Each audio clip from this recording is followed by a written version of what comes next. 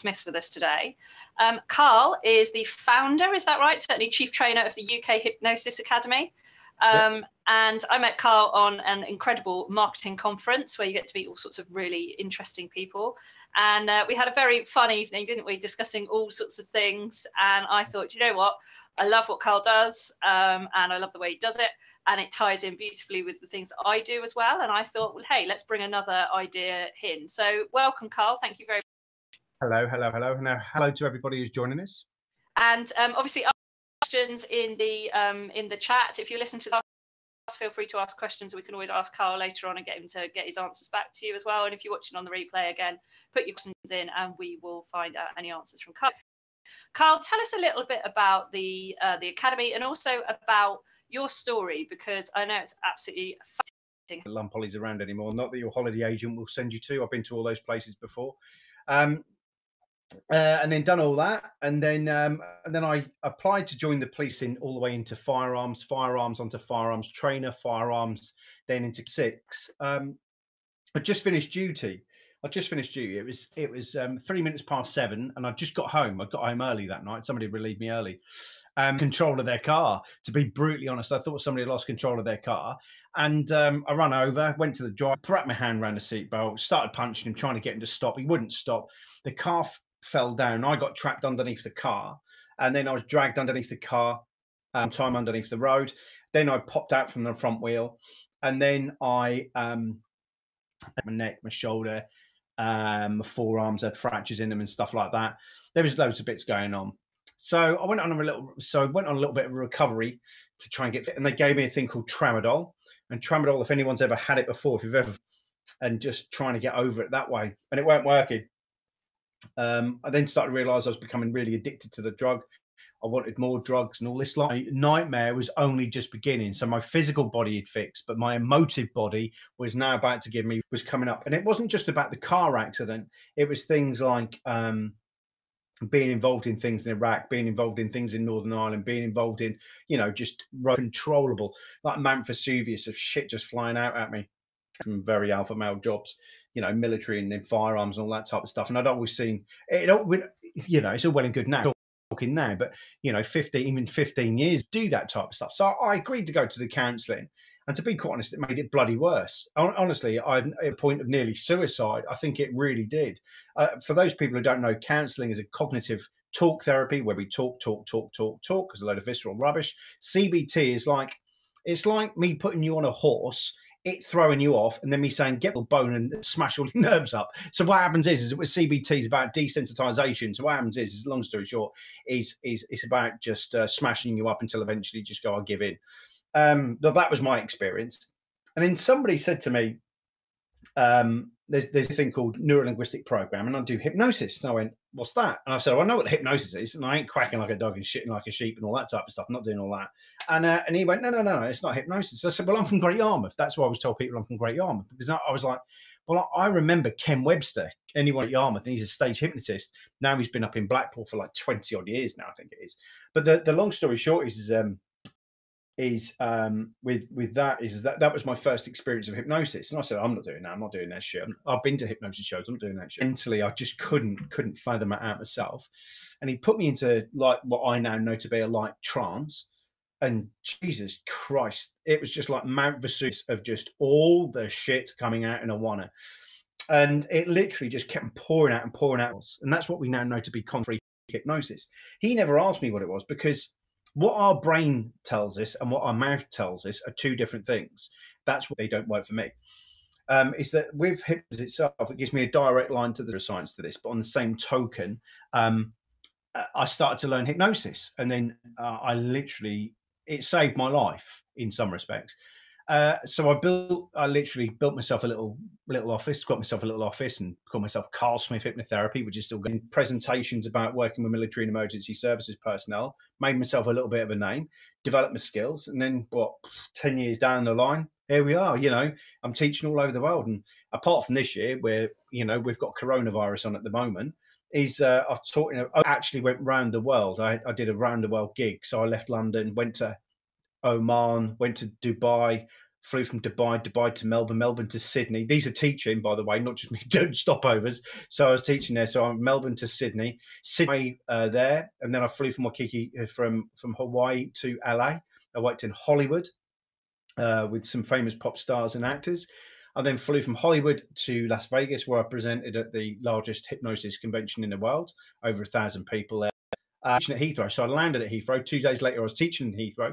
Then I flew from there straight up to Leeds. This is no joke. I didn't go home. 7 weeks. Flew from there straight up to Leeds. Leeds, I taught there. Went from Leeds to Dublin, and then Dublin, flew all the way back to Stansted and went back home. And so what I like to do is I like to show people that the worst day of my life, the worst experience of my life was going to turn out to be one of the best things that ever happened. Tragic. It was horrid. It was, you know, I still have trouble sometimes even forgiving myself for some of the things I thought about myself and said to people that were in my life and treated people in my life as well. You know, that experience built it for me to be able to go around the world, teach, work on television, national TV. I've done Sky TV, I've done national radio before. So yeah, so the worst experience of my life was horrid at the time. Amazing.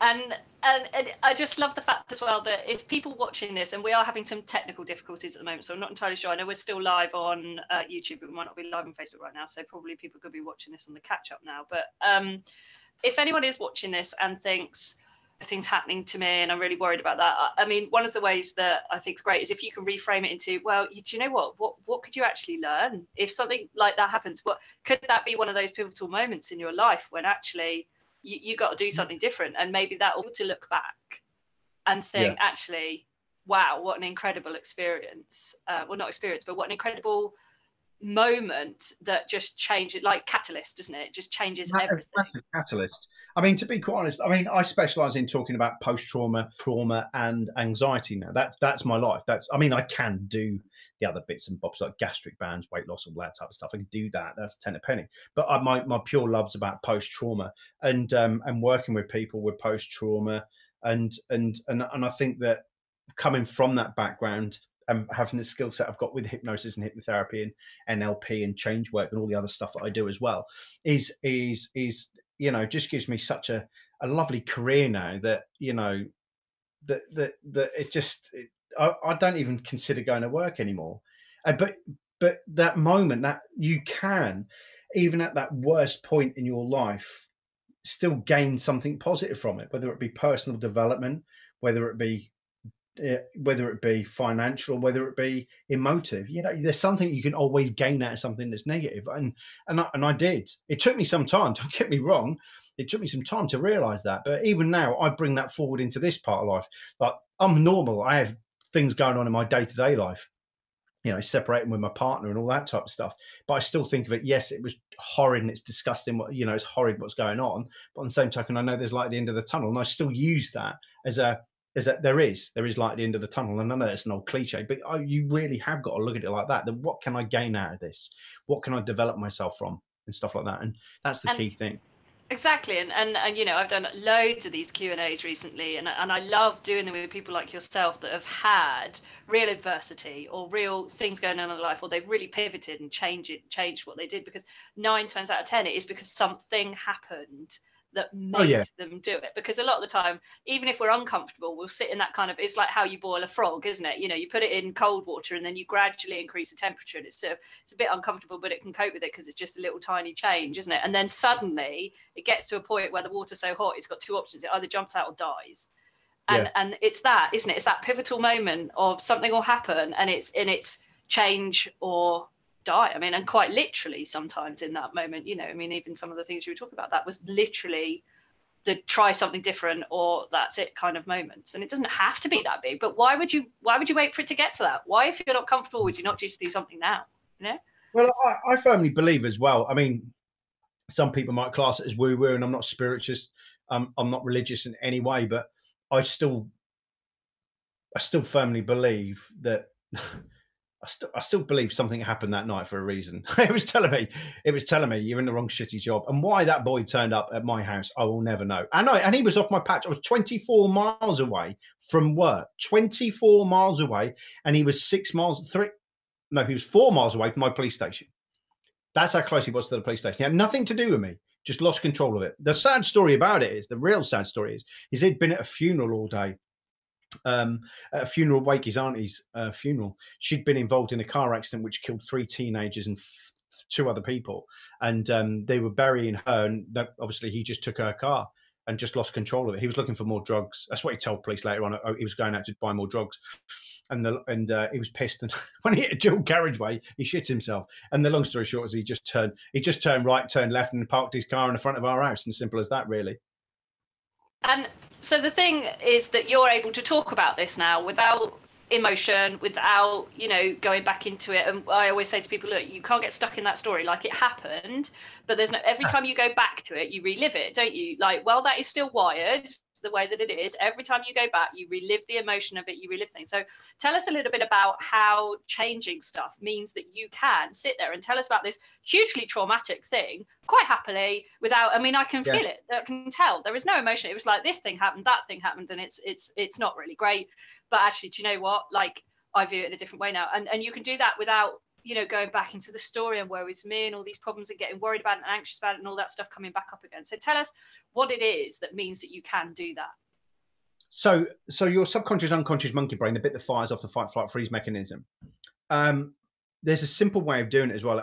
I could get people that are watching this now, if they're watching this now or later. All I want you to do now is just go along with this. People just go along with it. It's all I want you to do. Just go along with it. I'm going to show you how you can rewire your brain very quickly. All I want you to do is put your hand out in front of you like so. And all I want you to do now, just pretend to have an alcoholic beverage that you hate, or a food substance that you hate now in your hand.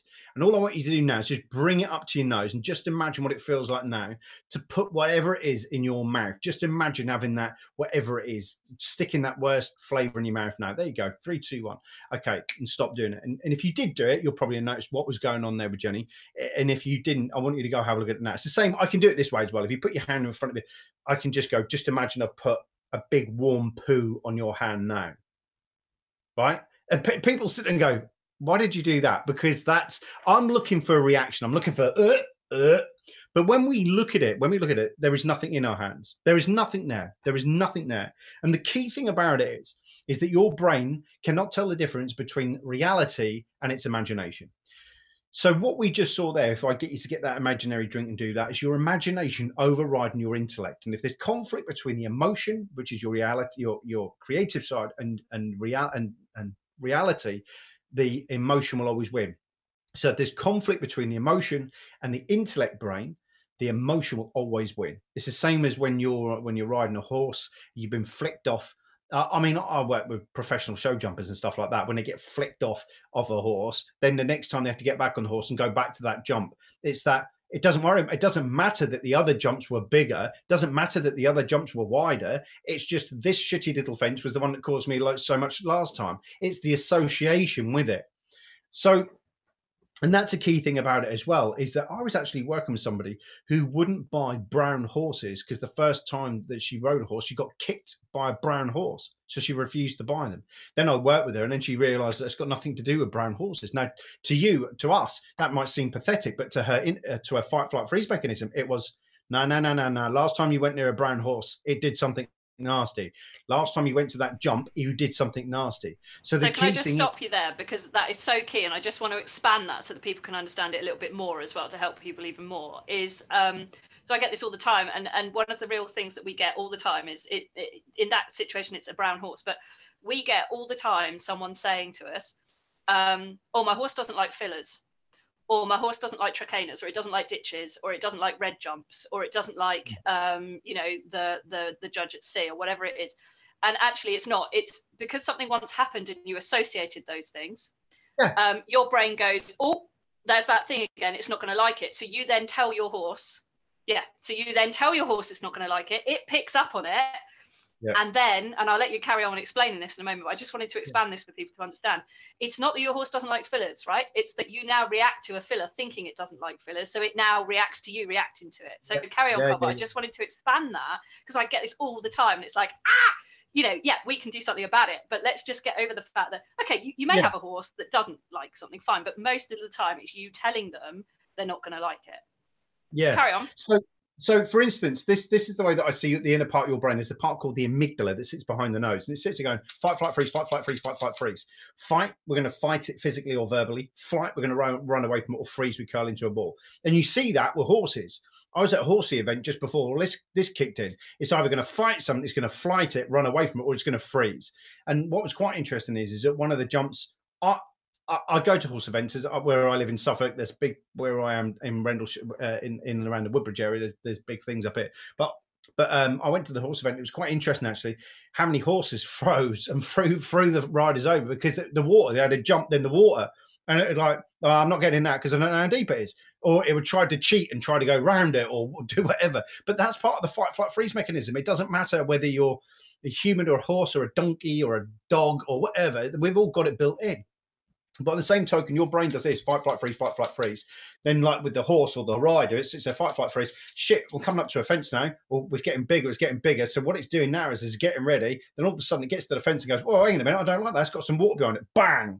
And what happens is the amygdala then fires off, firing out loads of cortisons and steroids, and then pumping out and saying, "Nope, you're not doing that because you may hurt yourself. You may kill yourself."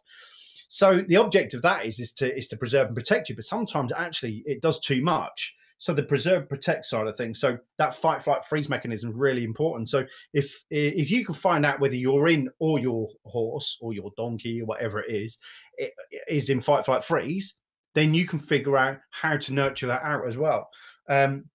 It's the same as with humans. You know, I always sit there and look at if they're in fight, flight, or freeze. Are they running away from something? Are they curling into a ball and hoping it all disappears? So yeah, so the easiest way to do is like disassociation, is to literally to not relive it, but to tell the subconscious, unconscious, that little part there, the amygdala, that look, you don't have to worry about it. You know, I'm doing this under thing, you know, and even just getting your horse to watch, you know, just getting the horse to watch other horses doing it, it then goes, well, that's a piece of piss then. Same principle as well, same principle really as when you're riding a bike. You know, it's the same principle. You watch other people do it and you think, hang on a minute, I can do that. Then eventually you fall off a couple of times, but then you get on with it. And now you just don't even think about it. But it's perception. So it's about dealing with that as well. So tell us then a little bit about, so we're talking about brain wiring here, aren't we? We're talking about how you end up in an unconscious pattern because your brain goes into fight, flight, freeze, amygdala hijack, whatever it is, and goes, I need to protect you. And so I'm either going to avoid this, or I'm going to run away from it, or I'm going to try and fight it away, or whatever it is it needs to do. But it's all about patterning, isn't it? It's all about the way the brain then wires itself. And this all happens unconsciously, doesn't it? Like we do not deliberately make these connections. Like God, wouldn't life be easier if we did? So tell us about that wiring and how that wiring can be changed, because I genuinely, and I know you believe you're with me on this one as well, is so many people have no idea how easy and how you actually can just change this stuff. And you must get the same as me, which is where I go, oh yeah, we can sort that, no problem at all. And they're like, what? I've been like this for 21 years. And it's like, yeah, no, it's just a pattern that's overrunning. We just changed the pattern. It's all fine. And, you know, and it's great to hear it from someone else, because I know you're with me on this because you do the same stuff. You can change it, can't you? It's actually really quite simple, but it can change. I get rid of post-trauma in less than 90 minutes. I get rid of post-trauma. Post-trauma is accumulated stress factors. It's all it is. Post-trauma is not one event. You know, you could have had people who have one incident happen in their lives, you know, they're not going to have a lot. People that have been subjected to stress all their lives will be prone to post-trauma. And it's very easy to desensitize and rewire. It's called neural pathways. It's called synapses. It's about causing new synapses within the brain to then rewire the brain, which is what we do. And it is easy. It's like rewiring a house. If you rip the cable out and tell it, hang on a minute, we'll put some new cable in, what you're doing is technically just rewiring, and you can rewire straight away. And there's a thing called neuroplasticity as well. And it was first found out in the 1860s, I think it was.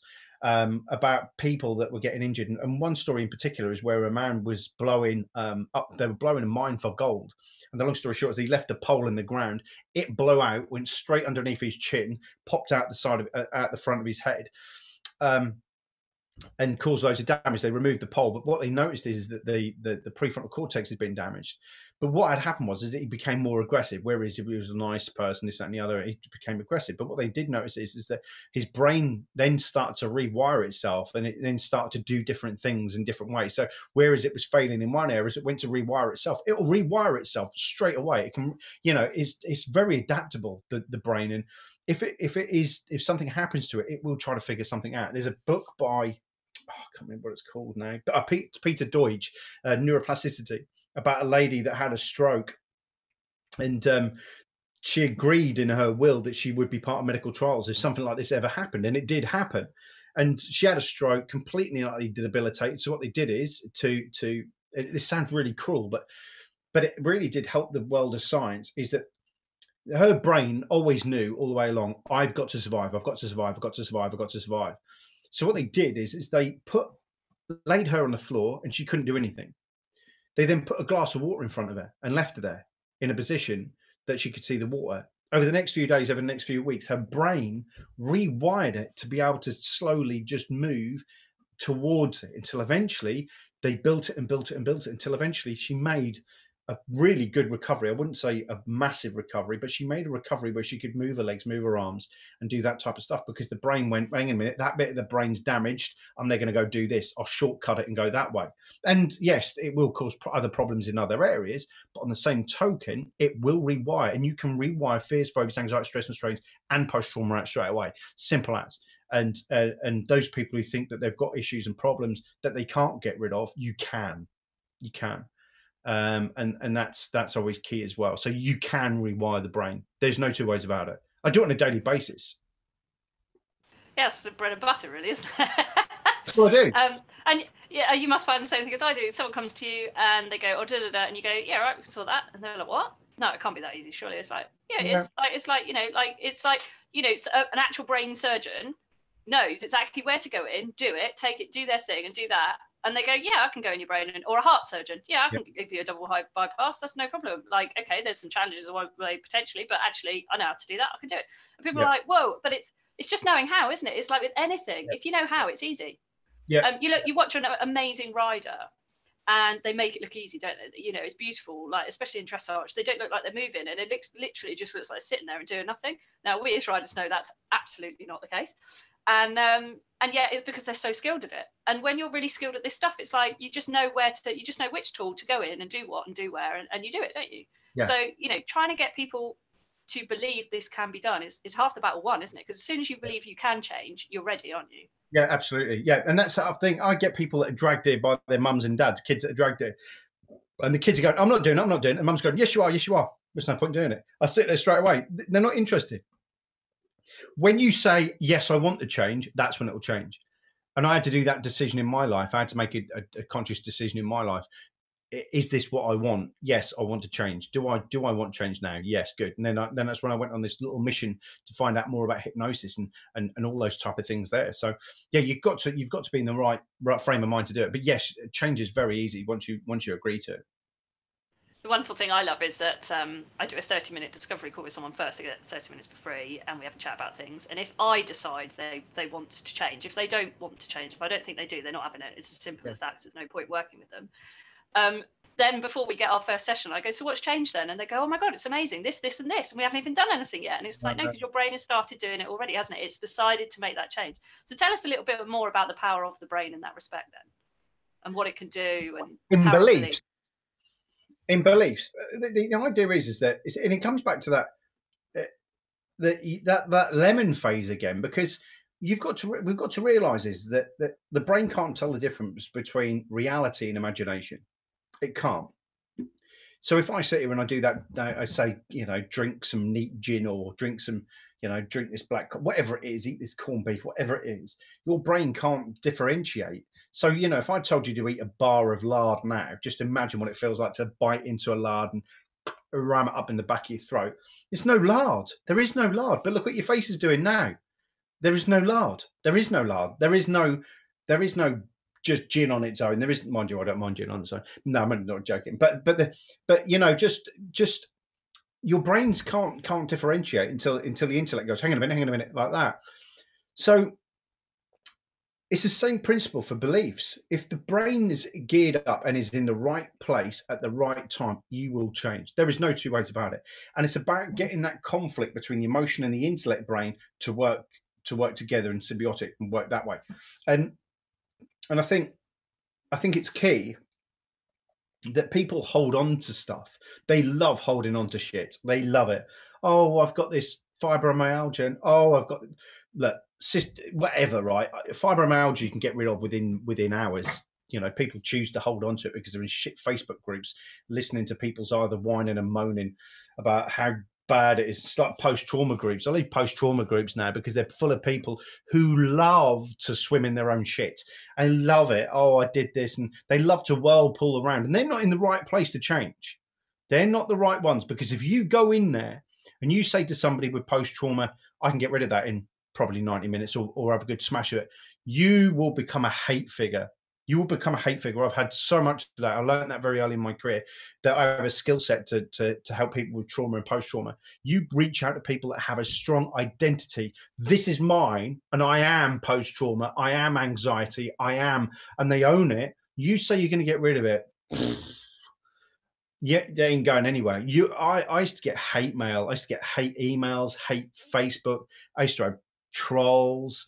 And I used to all my YouTube. So if anyone who's watching this who wants to watch hypnosis, by the way, if you go to wrong side, Carl, if you go to UK Hypnosis Academy there, because it's the other way around, UK Hypnosis Academy on YouTube, go have a look at me working on post trauma there. You can watch me working on post trauma. So the proof's in the pudding for me.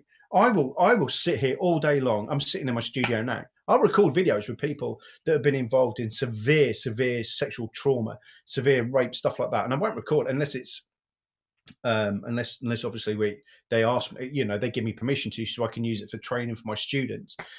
But on the same token, yeah, I'll work with that all day long. And they're people who are committed and going, do you know what? I've had enough of this. I want to change.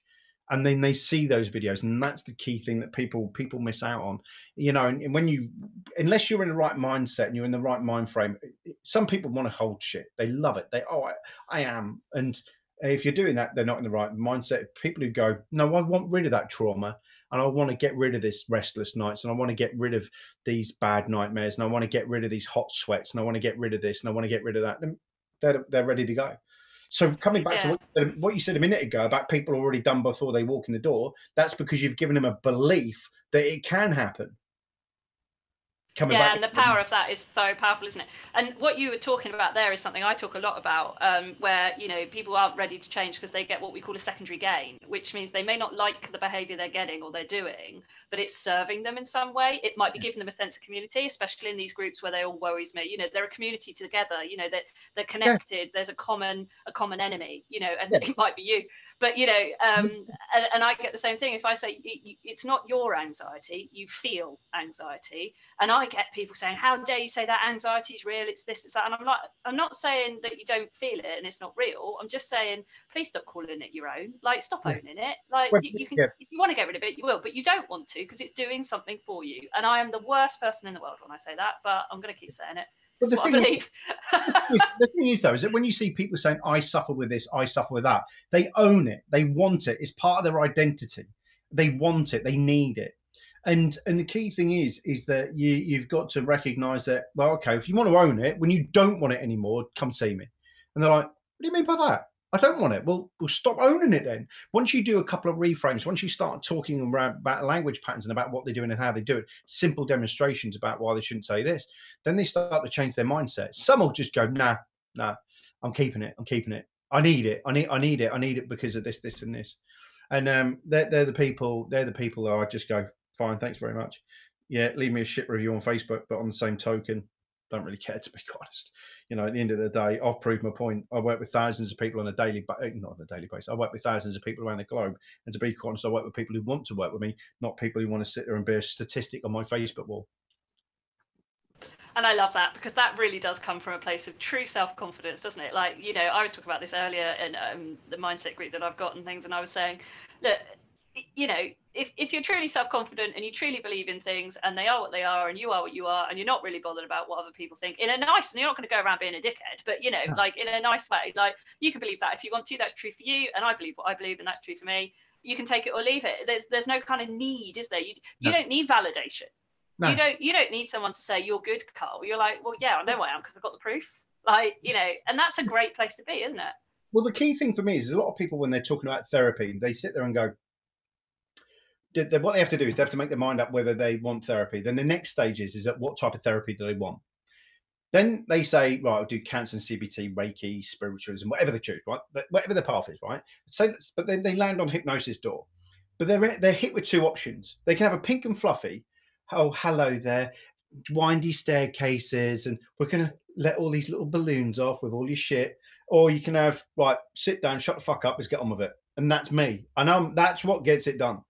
And I'm telling you now, right, when people make a decision about if they're going to come to see me, it's not because they think they're going to sit there and watch somebody with a tweed jacket nodding their head repeatedly. Like, can I just say, there's nothing wrong with tweed. You are talking to the wrong group of people if you don't like a tweed jacket. As in psychotherapists. Right, all right, we'll let you off then. It's like a Sigmund Freud type figure sitting there. Oh, yes, tell me your problem. That's it.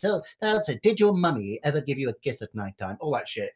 If you want that, then I ain't it. And that's what gets me around the planet, you see, because like when I'm working in Hollywood and when I'm working in all over the world, my YouTube channel sells me because people go, I like that. I like that approach. Blow the fucking doors off. Blow the doors off. Don't piss around. Just blow the doors off and get rid of it. I don't want the pink and fluffy. And that's where I differentiate between other people. So, and I've made that my niche or niche, wherever people are around the world listening to this. That's my niche. And I have to keep saying that, by the way, because in America it's niche and over here it's niche. But that's where I niche. That's where I am. I am go to me, go blow the doors off. And that's the direct personality I am. And it's not indirect. I'm not ambiguous and stuff like that. So, but people will make that change. And I do love that, and you know, your people are going to come to you. So, you know, equally, people come to me and they go, I quite like the fact you're quite straight talking. I quite like the fact you just kind of say what a spade's a spade, and it's like, yeah, why? What else would it be then? Like, because to me, it's just like, what's the point in fluffing around it? I mean, I'll help you, I'll support you, I'll guide you, I'll do whatever it is you need, but I'm not blowing smoke up your ass. Yeah. You know, and equally, what's the point in faffing around? So yeah, you know, this is what I think we got on. Yeah.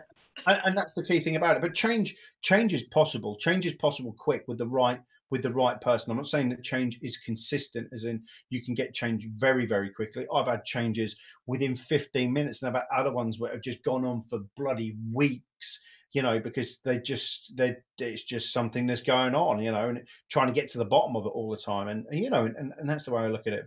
But you can rewire your brain. So if there is a jump or a horse, or there's a situation, or there's a problem, or you've got things going on in your life, you can rewire. You can rewire very, very quickly. And there's so many simple techniques that you can use to go do that as well. So if you were to give us your top technique, so let's say, because I would say probably the two things that I come across the most, well, the three things I come across the most are something that's happened to them and therefore they've associated it, so it's a problem, and normally associated with something that's completely irrelevant, but that's what the brain has done. So they've had an accident, or they've fallen off, or they've associated something. That's one, the fear-based thing. Yeah. The second one is normally they're not performing at their very best because they've got performance anxiety based normally around on judgment, comparison, and things like that. Yeah. And then I would say the third one is generally that actually maybe they're just not skilled enough to be doing what they want to do, but they're not at the point to do it. Well, the third one's pretty easy to sort, really, isn't it? Basically, they've got to go and upskill a bit. But the other two, what would you say would be some great things that they could do for themselves if they were to take something away today? There's this simple technique that I'm going to show you right now and give you a little bit of science. How long have we got? We got enough time? Yeah, 5-10 minutes. Okay, so let me show you a technique, and I'm going to give you the science behind it as well. Okay, if you imagine stress, anxiety, tension, pressure being acid, not that they are, but let's imagine they are. Mind you, they are, because they attack all your nervous system, they attack everything, right? So let's just say stress and tension are an acid. They're an acid that in small quantities are good, but in large quantities are bad. It's a bit like gin, right? Right? Small quantities good, large quantities bad, right? I like gin, but the thing is though, is that let's just see, small quantities of stress, brilliant. Keeps us alive, keeps us alert, brilliant. So when you're doing the riding and all that type of stuff, yeah, it keeps you focused. That's brilliant. Too much starts attacking the body. So if that's acid, what are we going to need for alkaline? Very simple. It's called oxytocin. Oxytocin is a drug within the body which is called the love drug. You've all experienced it before. It's when we sit there and we touch our partners, when our partner touches us, or we just had sex. That's oxytocin all the way through the roof. Or we're with our horse. Remember, that's a bit like our partners in a non-sexual way. That is what it's like, sniffing their neck. Oh, good, you were getting to that. I was hoping you would use that one because it's so key. I was then going to correct you on that because I was talking about it's the sex drug, and then you said with our horses, and I don't. Now that's a different topic, right? But yes, you're absolutely right. When you're stroking your horse or your dog or your cat, when you see cats now, they produce oxytocin as well. And the key thing is that with that is that when you're stroking them, it produces it, and which makes them feel better. Now, oxytocin is produced in your body quite naturally. Okay, so you can rub certain points on your body that make you feel good about yourself. And the 2 points, well, it's 3 points. 2 areas I'm going to show you. One is here, right on the forehead, and the other ones are here, just here like this, right? And if you rub them like this. Now, the key thing is that if you are having a bad day, stress is building up, tension's building up, this won't be the be all and end all, but it will help you during the day.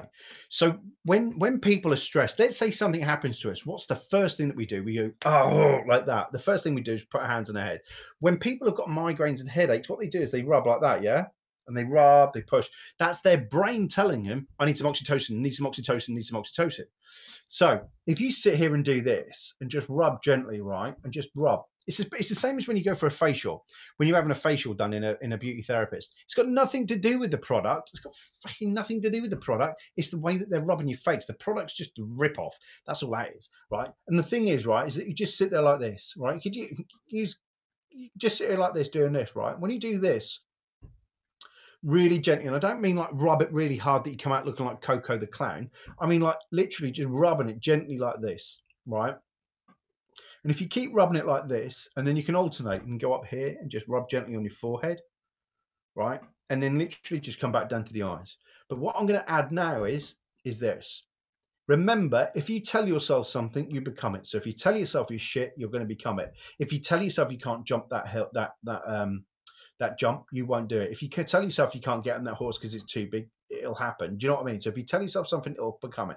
So what you've got to do is just keep doing this. Go, I can do this. I will do this. I can do this. I will do this. Whatever it is, right? Or you can just go, I love myself. I accept myself. I respect myself. I love myself. I accept myself. I respect myself. I love myself. I respect myself. I accept myself. I love myself. I respect myself. I accept myself. And just keep doing that for a couple of minutes. Like, I can do this. I will do this. I can do this. I will do this. I can do this. I will do this. I can do this. I will do this. I can do this. I will do this. Now, a lot of people ask me about self-hypnosis. Lots of people have made lots of money out of writing books on self-hypnosis. I could write a book, right? I could write a book with 1 page in it and teach you how to do self-hypnosis. Self-hypnosis is a Couéism. 1875, Emile Coué said to us, every day in every way we're getting better and better. If you tell yourself something, you will become it. So if you tell yourself you're shit, you will become shit. If you tell yourself you're great, you will feel great. So while you're doing this and dumping loads of oxytocin in, tell yourself something nice and positive.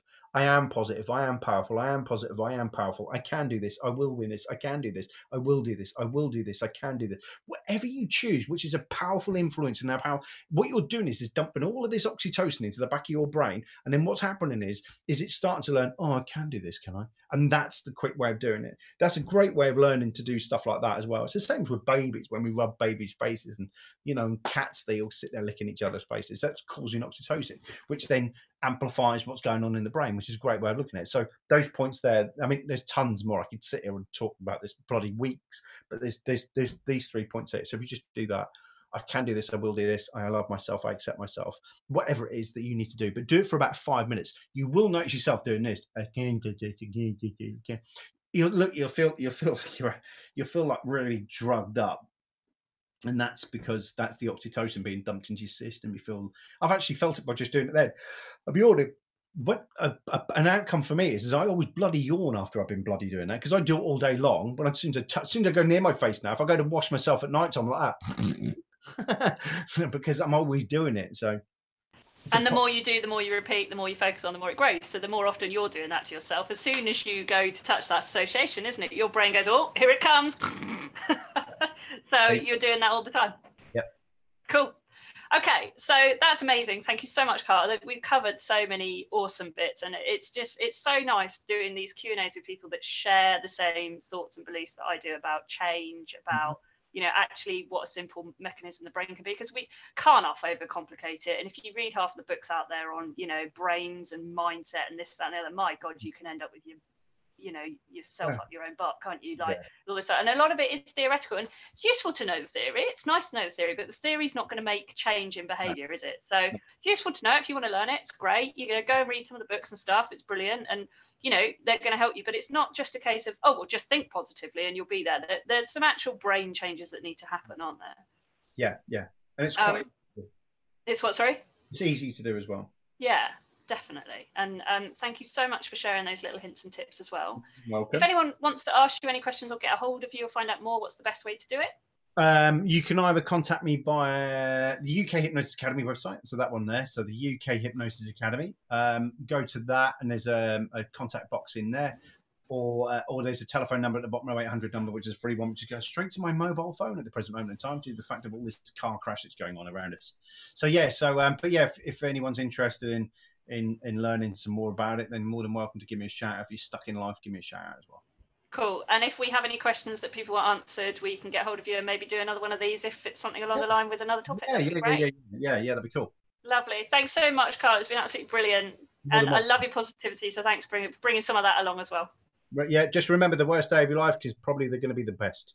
Love that. Thank you. Take care, Karl. Bye.